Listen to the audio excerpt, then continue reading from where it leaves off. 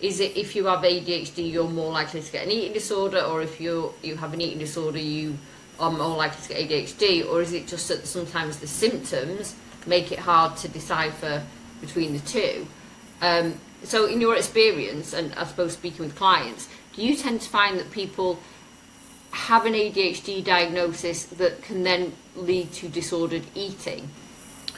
No, usually what happens is their awareness changes with their ADHD diagnosis. So their awareness of their eating, and I think, I mean, there is so much out there on social media and on YouTube and on the internet about food, eating, health, body size, all that sort of stuff, right? So, I mean, I reckon it's something like at least 85% of women have disordered eating. Yeah. Right? Yeah, I'd agree with that. So, and obviously, a lot of those probably have an undiagnosed eating disorder. Yeah.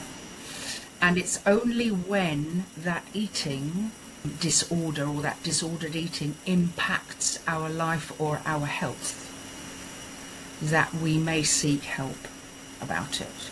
So I think there are a lot of very high functioning women out there coping with either knowing or not knowing that they have an eating disorder of some sort.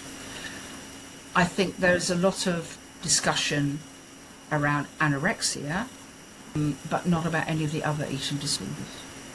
And of course, a lot of neurodivergent people, they could well be undiagnosed, but they will likely have RFED, where is the eating disorder associated with just eating very few foods and they're always beige. And I think we are bombarded with so-called education about what we should or should not be eating.